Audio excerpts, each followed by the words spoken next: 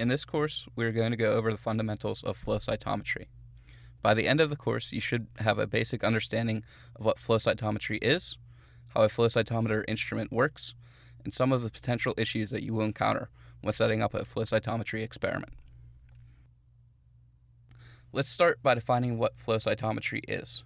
We can break down the words into flow, having to do with liquid, cyto, having to do with cells, and metry, or taking measurements.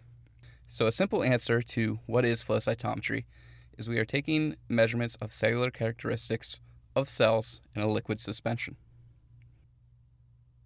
While that simple answer will give a broad idea, there's a more complex answer to the question of what is flow cytometry. Cytometry itself is a broad term that encompasses many aspects, including cell size, cell morphology, DNA content, protein expression, and many other characteristics. With flow cytometry, we are going to study a subset of these characteristics on a large number of single cells or particles as they pass through the instrument. Although we tend to look at the aggregated data when analyzing the results of flow cytometry, it is important to remember that one of the powers of this technology is that it gives data at a single cell level. It is also important to note that while cytometry is mainly used to look at cells, the technology is versatile and can be used and applied to analyze other particles, such as exosomes, viruses, and nanoparticles. So what does this look like in practice? In this example, we start with a single cell suspension of cells labeled with fluorescent tag. In this case, we are using cells labeled with the fluorescent protein GFP. The cells will pass through the laser, which can excite fluorescent molecule, causing it to emit at specific wavelengths. The flow cytometer will then detect the emitted light and translate it as a fluorescent signal, which is proportional to the amount of the fluorescent tag. That is, the amount of signal is proportional to the amount of GFP. This is an example of single color flow cytometry, where we are only looking at one marker. We can also look at multiple markers at the same time on the same cell. Here are two examples of two-color flow cytometry, also called multi-parameter flow cytometry. The first example uses a fluorescent protein and an antibody conjugated to a fluorescent dye.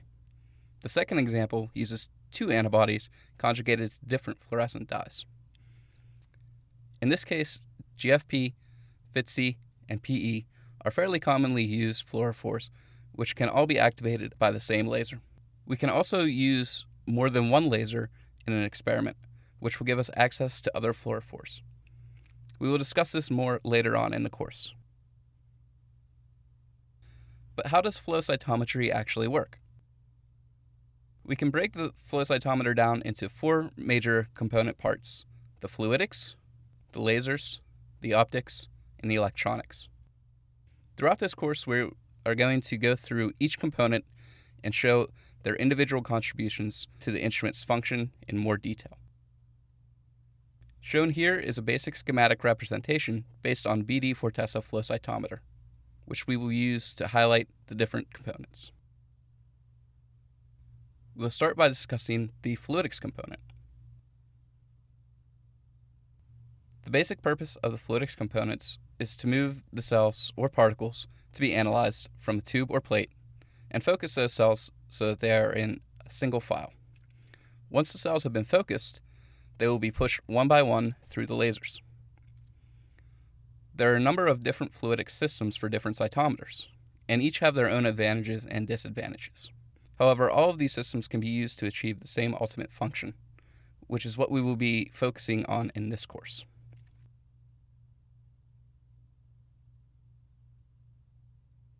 To really understand the fluidic systems, first we'll need to know a few basic terms: sheath fluid and waste.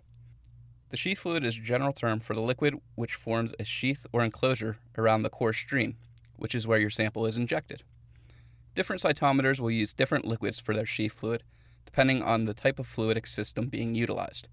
But again, the main function of the fluid is the same for all cytometers. The waste fluid is simply the sheath fluid and the sample fluid after it has passed through the lasers and the sample cells have been interrogated.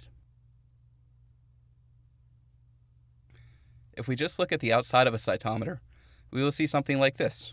Basically a black, or in this case, gray box with a sheath tank and a waste tank attached to it. The sheath is going to go in, the waste is going to come out, but what goes on inside the instrument?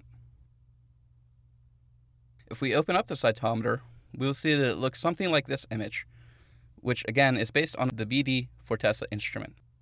For now, however, we're going to focus only on the fluidic system. The sheath from the sheath tank on the left of the image will be pushed into the system and into the flow cell. The flow cell is where the magic happens. That is, where the lasers will interact with the cells, where we will collect the light emitted from the fluorophores. But for this to work properly, the sheath must form a stream of liquid that your sample will be injected into, known as the core stream. When we add a sample, the cells will enter into the instrument and be focused into single cells, which are then injected into the core stream in the flow cell. If we zoom in and take a closer look at the flow cell, we'll see that there are actually two separate streams, an outer stream of sheath fluid and an inner stream of sample. This is where your cells will be located. We can use the properties of these two streams for hydrodynamic focusing. Basically, because the two streams are at different pressures relative to each other, they will remain separate when they come together. That is, they won't mix. Because of the differential pressure, the inner stream will also narrow to the center of the outer stream. This property, along with the shape of the flow cell, will focus our sample so that single cells are entering into the core stream one at a time, and so we are able to generate single cell data. It is, however, important to keep in mind that the flow rate, that is, how fast the cells are being moved through the flow cell, can affect data variability. The example shown here is an ideal situation using a low flow rate and generating a tight core stream.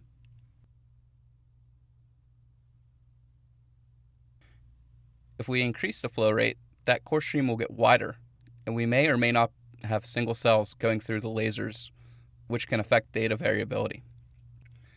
Using a higher flow rate will also increase data variability because the lasers are focused on the center of the core stream, and with a wider inner stream, the cells may not be in the center. This will cause a less than optimal excitation and emission, which is reflected in the data. Generally speaking, it is always better to use a lower flow rate when collecting your data to minimize variability, and it is essential to keep the flow rate constant over the entire experiment. To quickly summarize, the main purpose of the fluidic system is to move your cells from your sample tube or plate to the flow cell, to focus the cells with hydrodynamic focusing, and to move single cells through the lasers for interrogation of the fluorescent dyes. Now that we understand the basics of how the fluidic system operates, the next component of the cytometer that we will talk about are the lasers.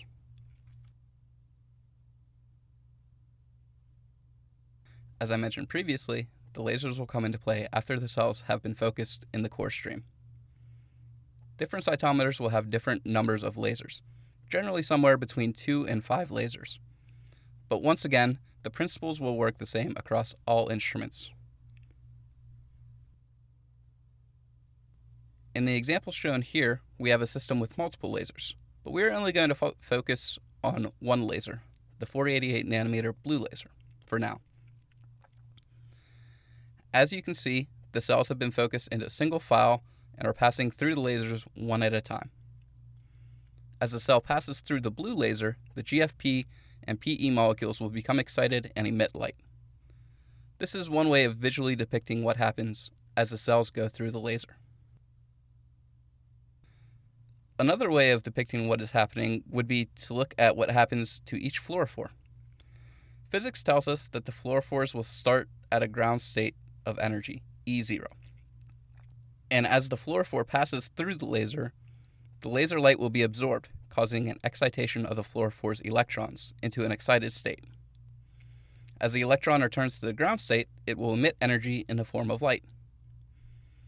Because we know the amount of energy being emitted, we can also calculate the wavelength of light, giving a unique fluorescence wavelength, or set of wavelengths, for each fluorophore and allowing us to separate the signals. It is important to keep in mind that the cells will be emitting light in all directions, but we are only going to collect light that is emitted perpendicular to the laser, that is, at a 90-degree angle. We also ideally want the laser to be separated in space so that we can distinguish between light that was emitted when the cell is in one laser versus when the cell is in another laser. This means that we can separate signal or emitted light based not only on the emission wavelength, but also on the excitation wavelength. So if we have two or more fluorophores that emit similar wavelengths of light, but are excited by different lasers, we are able to separate those into distinct signals. This allows us to choose from a larger catalog of fluorophores for our experiments.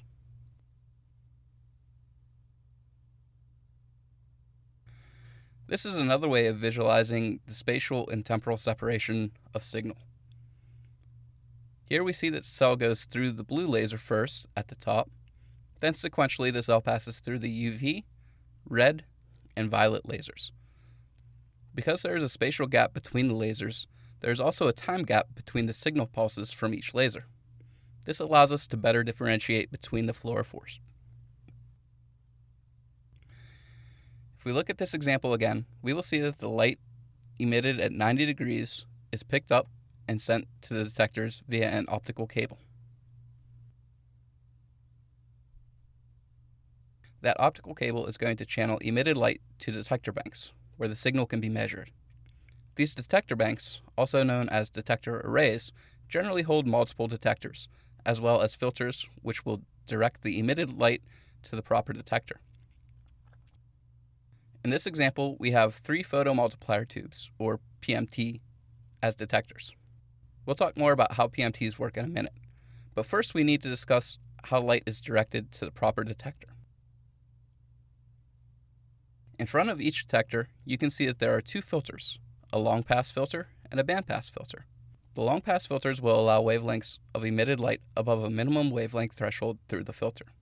If the wavelength of the emitted light is lower than the long-pass filter's threshold, the light will be redirected to the next detector.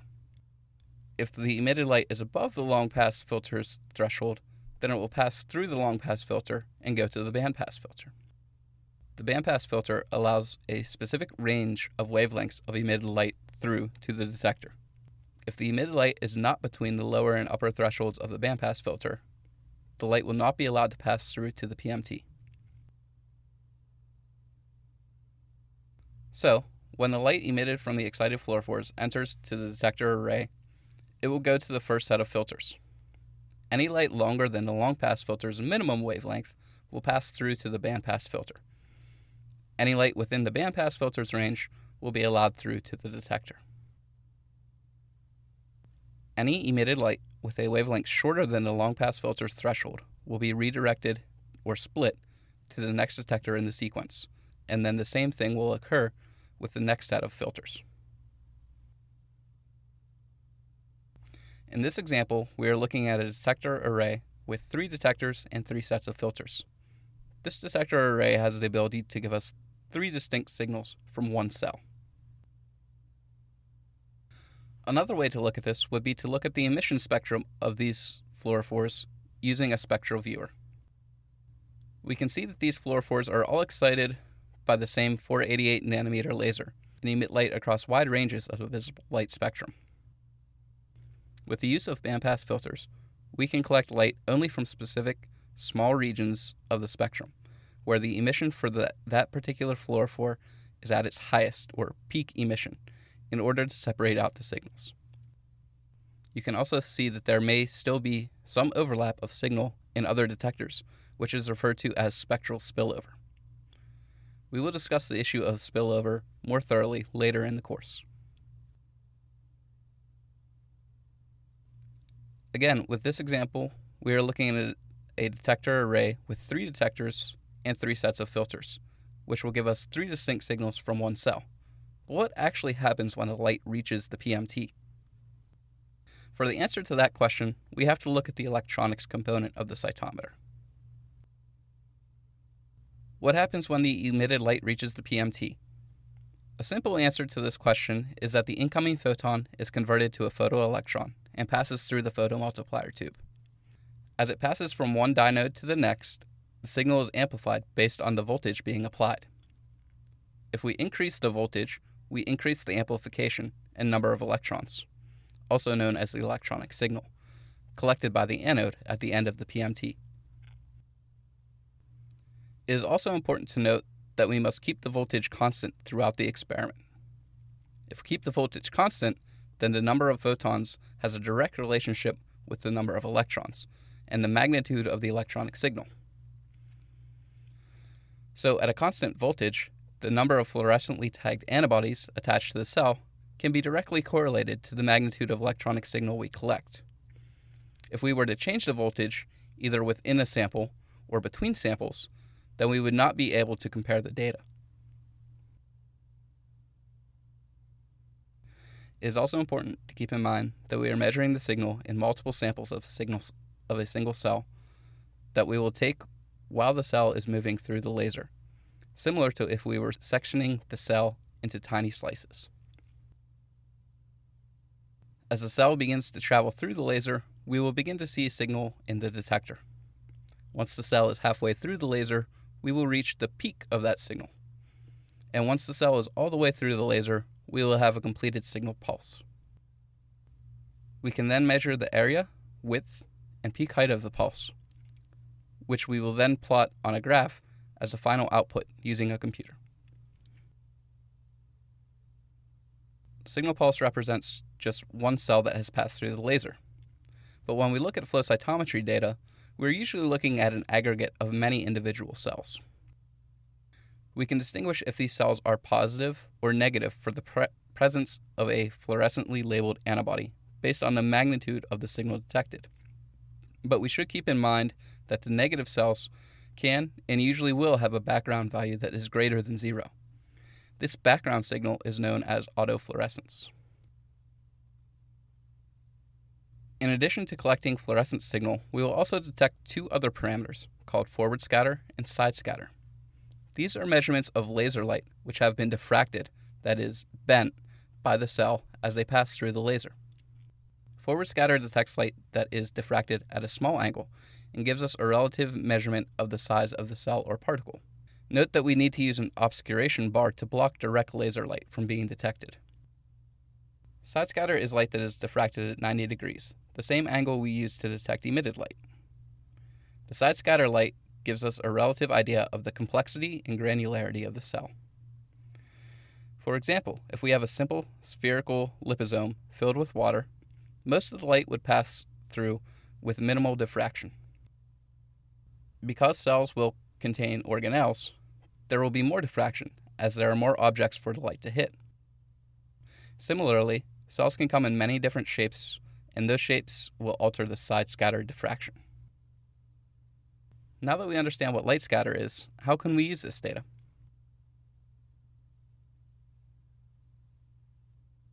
Light scatter measurements are useful because they allow us to distinguish between different cell populations based on the size and complexity before we even begin to look at fluorescence signal.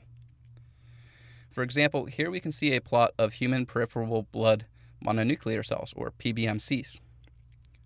Based only on the forward and side scatter measurements, we are able to detect 3 distinct white blood cell populations: lymphocytes, monocytes, and granulocytes, allowing us to focus only on the populations of interest in the experiment. We can also use light scatter measurements to detect when multiple cells or particles went through the laser at the same time. Remember, one of the major advantages of flow cytometry is the ability to look at single cell data.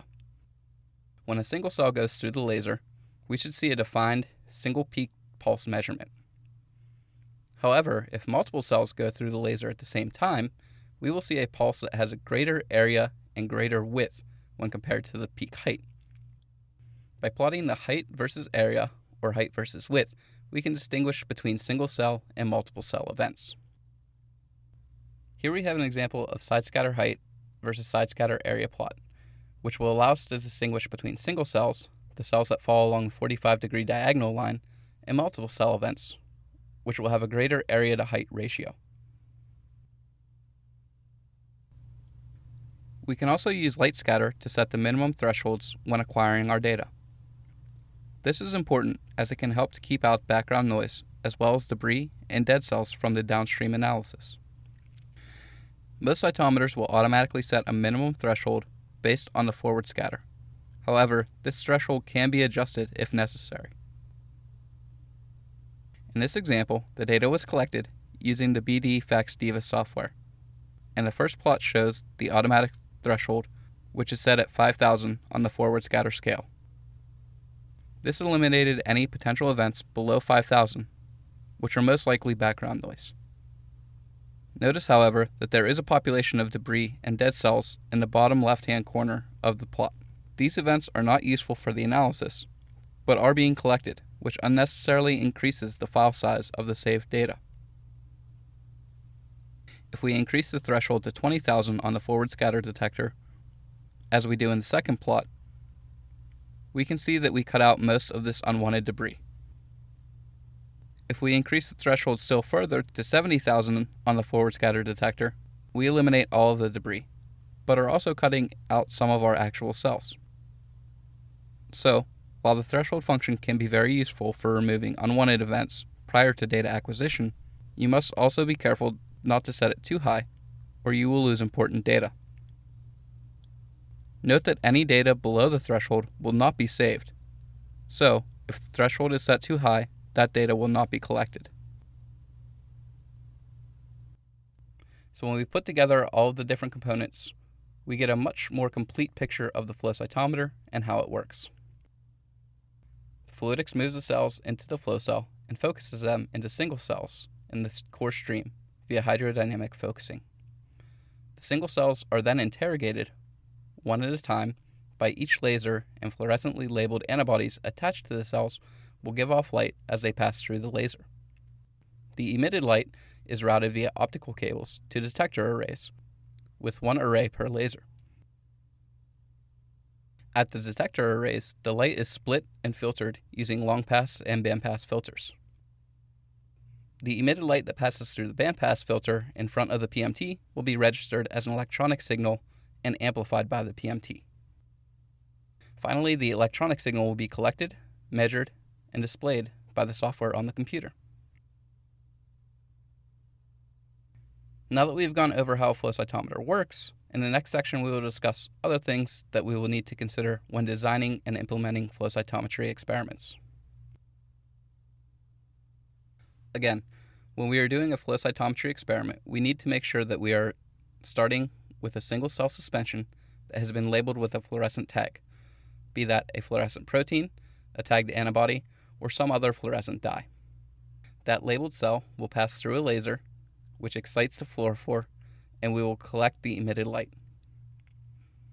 Shown here is an example of multicolor flow cytometry using antibodies labeled for either PE or FITC. If we look at the emission of FITC and PE on a spectral viewer, we will see that they emit in ranges of light that are close together. Again, we use long-pass and bandpass filters to limit the wavelengths of light which reach our detectors. However, we can see that there is some FITC signal able to be detected in the PE detector range, and also some PE signal that can be detected in the FITC range. We call this spectral spillover of one signal into another detector, and this can cause a false positive reading if not addressed. Another way to look at the problem of spillover is if we look at the signal from the FITC and PE detector when running a sample that only has a FITC labeled antibody. We can see that there is a positive peak registered in the PE detector, but we know that this is not from an actual PE signal in the sample. So how can we fix this? We can compensate for the spillover by generating and applying a compensation matrix. How compensation works is a little bit beyond the scope of this lecture, but basically we will use a computer algorithm to subtract out the false positive signal. In this case, we will shift the positive peak in the PE detector down into the negative peak. We do this by running single stain reference controls and then allowing the computer to plug in the signal from those controls into the algorithm. In the bottom image, we can visualize what the data looks like if we are looking at both FITC and PE detectors simultaneously on a bivariate plot. So what does this look like in practice? If we look at the bivariate plot of FITC and PE for our FITC single stain control, we see that before compensation, there is a false PE signal. After compensation, we have matched the median for the FITC positive and negative populations with respect to the PE detector axis. We see the same thing when we look at the PE single stain control before and after compensation. While compensation fixes the issue of false positive signals generated by spillover, you may notice that there is a new issue on our plots, namely the spreading of data.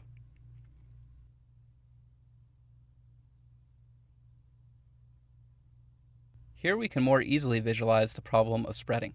That is, the median of the positive and negative populations match, but now the FITC signal appears more elongated and spreads into the lower range of our PE detector. If we have cells which are positive for FITC and only slightly positive for PE, then the PE signal can be masked, that is, lost, by the spreading. The spreading of data is always there. However, it becomes more apparent after compensation, and there is positive correlation between spillover and spreading.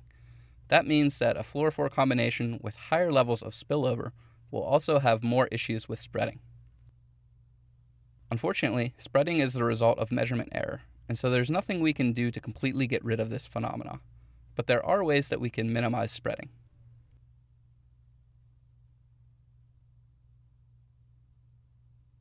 Previously, we looked at the example of using FITC and PE, two fluorophores that emit relatively close to each other.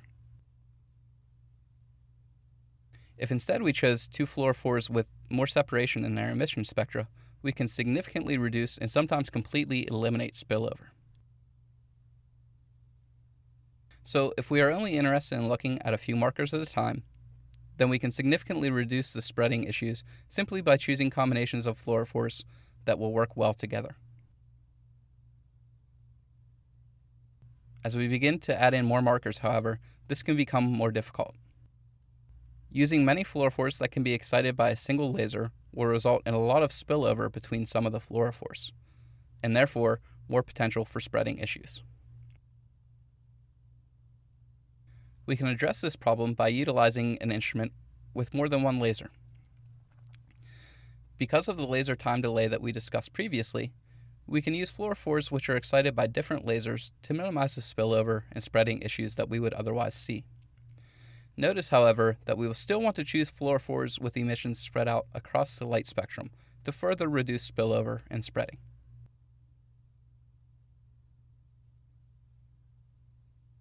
Here you can see that there will still be activation of the PE and PE-Cy7 fluorophores off of the blue laser, but the spillover issues are minimized because we are not detecting light from those regions, and there is minimal spillover into the regions of light spectrum that we are collecting.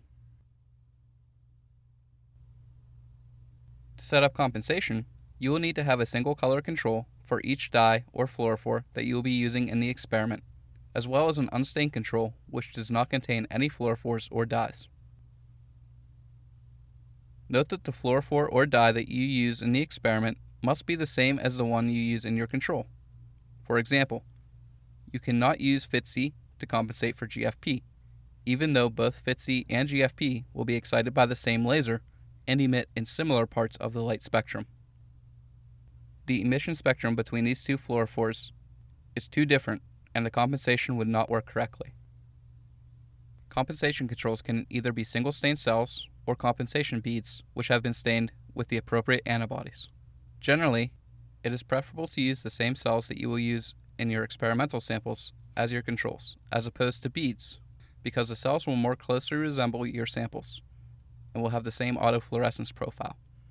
However, there are situations where your cells will not have high expression of a marker, and the positive population will be too close to the background autofluorescence for a good separation. In this situation, you can use compensation beads, which will have a bright positive fluorescence population, instead of using cells for the control. Sometimes people will use an antibody against another more highly expressed marker conjugated to the same fluorophore to avoid using compensation beads. For some fluorophores, such as FTSE or APC, this is not an issue. However, for tandem dyes, such as PE size 7 or APC size 7, you must use the same lot of antibody for compensation, because the tandem dyes can break down over time and may have lot-to-lot variation. In the example here, we have a tandem fluorophore PE size 7. We can see that there's a difference between lot 1 and lot 2 because they have a different number of size 7 molecules attached to them and different levels of fluorescence. We can also see here an example of the breakdown of tandem dyes over time, as the far right image is of a PE size 7 molecule from lot 1, which has lost size 7 molecules over time. Because of lot-to-lot variation and tandem dye breakdown, it is important to make sure that you use an aliquot of the same antibody from the same stock tube to compensate for tandem dyes. Now that we have gone over the basics of compensation controls, let's take a quick look at an example of setting them up for an experiment. In this example, I have samples which are stained with FTSE, PE, and APC. This means that I will have 4 total compensation controls. 1 unstained control, 1 FTSE positive control, 1 PE positive control, and 1 APC positive control. The controls can all be cells, or they could all be beads, or they could be a combination with some controls being cells while other controls are beads. In this situation, the APC control tube would have to contain both positive and negative beads because the universal unstained control is cells. This means that the autofluorescence for the unstained control will be based on cells, but the beads will have a different autofluorescence profile. This will need to be accounted for during the compensation to properly set up the compensation matrix. It is also important to remember that your compensation controls must be as bright or brighter than your sample. Otherwise, the compensation matrix will not be calculated properly. In addition to compensation controls, there are other useful controls that you could use with your flow cytometry experiments. Fluorescence -1, or FMO controls, can be used to help you set your gates. These controls contain all the fluorophores that you are using in your sample, except for one. This allows you to see what your sample would look like, including spreading error, except for that one marker. This allows you to have a true negative signal for that fluorophore, and set the gate based on where the negative cells are plotted. This control is useful for when you are looking at markers which have a low expression or dim signal, and would otherwise be hard to resolve over the negative background signal. In this example, we see a PE FMO control being used. If we look at the PE fluorescence of the unstained cells, the FMO control, and our stained sample, we can see that there is spreading into the PE channel, which we did not see in the unstained control. This means that we should set our PE positive gate higher than we would if we were gating solely based on the unstained control to account for that spreading. Depending on the type of experiment that you are doing, you may need other controls as well. For example, if you are treating your cells with a drug or stimulating them to express a marker, then you will need to include a non-treated control. Similarly, if you are assaying the proliferation of cells in culture, you will need to include a non-proliferated sample control. And for apoptosis assays, you should include a healthy control. For time course experiments, it is a good idea to have a longitudinal control that will allow you to assess the instrument stability and experimental consistency over time. Usually, you would use beads with a set fluorescence level to control for time course experiments by running the beads at every time point. You can then compare the median fluorescence intensity of the bead signal over time to make sure that the instrument and samples were consistent over the entire time course. We will talk more about the median fluorescence intensity statistic a little later in the course. A viability dye is another very important control that you should always include in your flow cytometry experiments. Because dead cells will have a high autofluorescence and can non-specifically bind to antibodies, removing dead cells is crucial to generating clean data with a minimum number of false positive cells.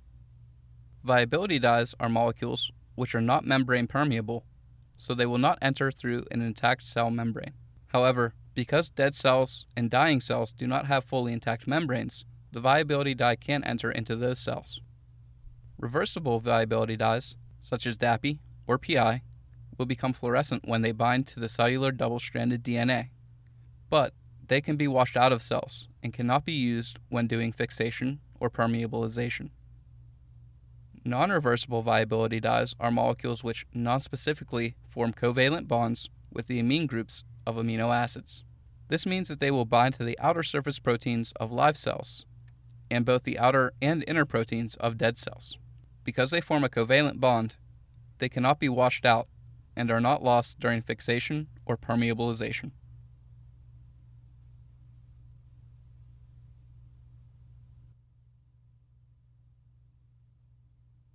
Once we have a well-designed experiment and we run the samples and collect the data, then we have to be able to analyze the data. That is what we will talk about in the next section of this lecture. There are a large number of analysis softwares available to choose from for use with flow cytometry data, but the most commonly used are FlowJo and FCS Express. Both programs are capable of doing basic and advanced levels of data analysis, and both will read the same types of raw data files, known as FCS files. The decision on which software to use, either one of these or another software, really comes down to personal choice and lab preferences. When we actually look at the data within the analysis software, we will generally use either a single variant, seen on the left, or bivariate, seen on the right, plot. A histogram, as shown on the left, only shows a single fluorescence variable on the x-axis plotted against cell count on the y-axis. Alternatively, we can use a bivariate plot, as shown on the right, to look at two fluorescence signals simultaneously, giving us additional information about the cells and a fuller picture of the data. To fully see the data, it may be necessary to adjust the scale of the plot. Under most circumstances, fluorescence data will be recorded on a logarithmic scale, with a few exceptions, such as for cell cycle analysis. As you see, if we look at this data on a linear scaling, everything is shoved to the edges of the plot and is hard to see. If we look at the same data using a logarithmic scale, we are able to pull these populations out from the edge and see clear and distinct CD4 and CD8 T cell populations. In this case, however, you can also see that there are some events still jammed up against the bottom of the y-axis. To bring these events on scale, we will use bi-exponential axis, which is a linear scale on the lower end and a logarithmic scale on the higher end. This allows us to easily visualize all of our data on the plot, even data that has near zero fluorescence. Once we select a plot type, we then want to look for populations of interest within the data based on our fluorescence and light scatter parameters. To do this, we create gates around the data points of interest and exclude the other data. In this example, we can use forward scatter on the x-axis and side scatter on the y-axis to identify our cells of interest based on size and complexity. In this case, we create a gate around our cells, removing debris and some of the dead cells from our downstream analysis.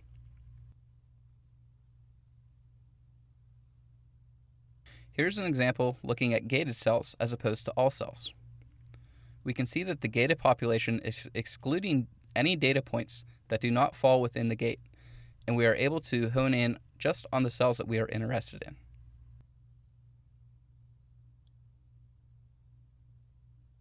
We can also create subgates within a previously gated population.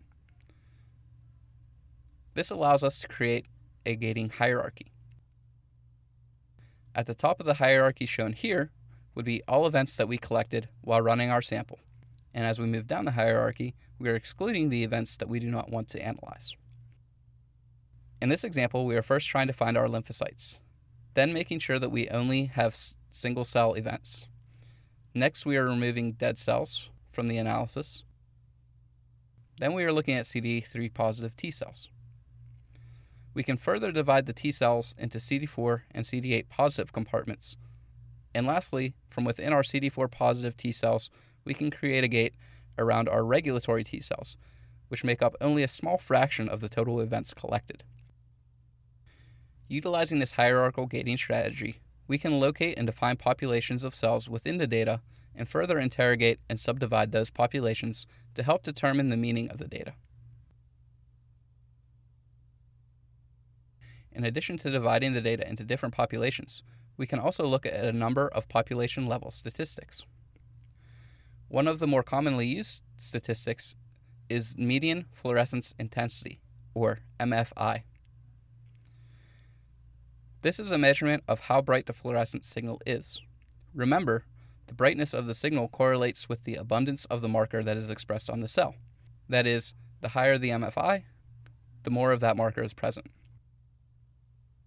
This statistic is useful for comparing the abundance of a marker between two different populations.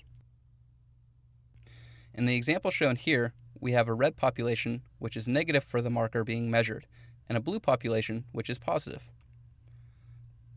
The lines indicate the MFI for each of the respective populations.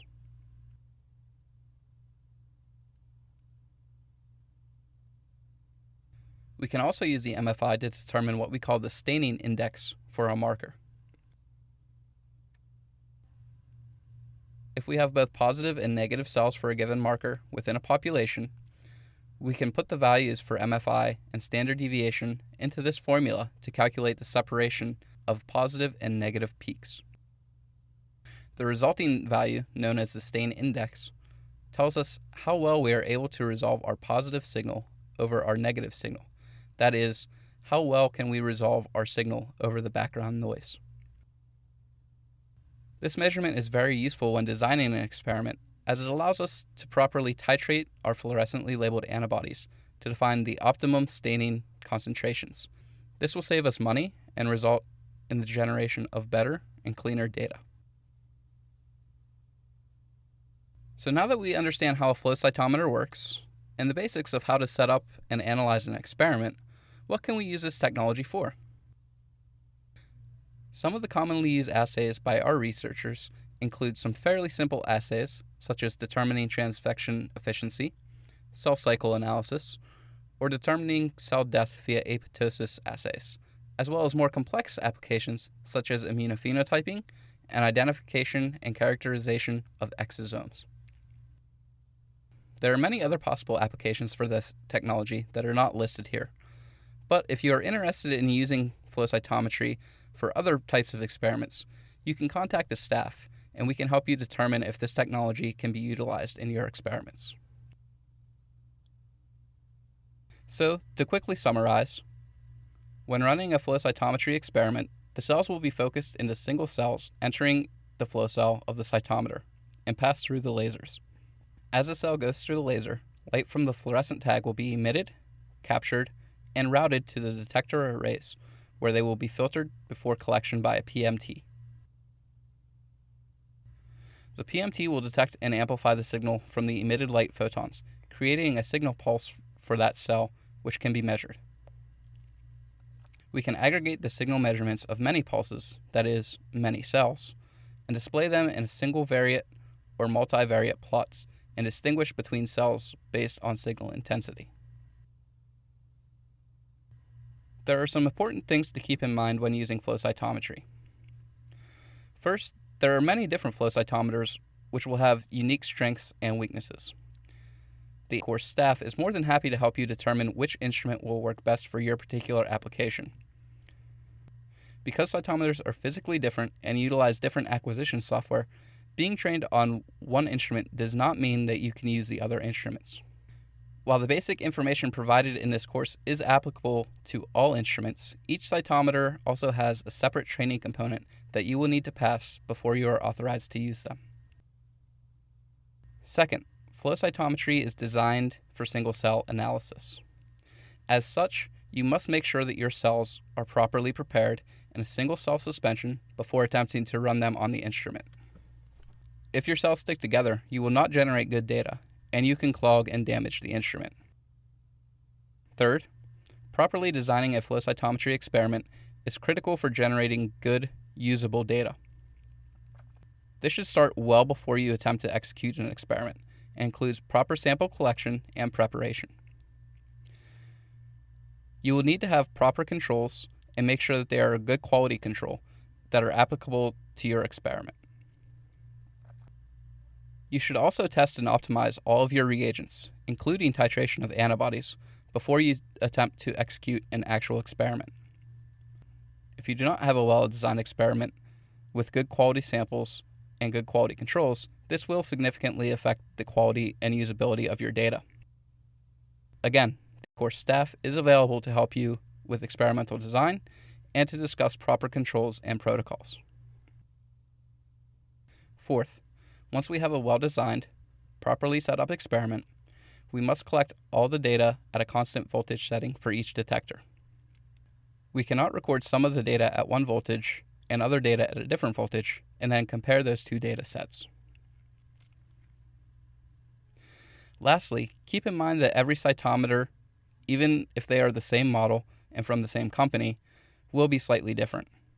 When comparing data between multiple experiments, it is best to use the same cytometer to collect all of the data. If you are collecting data on different days, it is also important to set up controls to account for possible day-to-day variations within the same cytometer.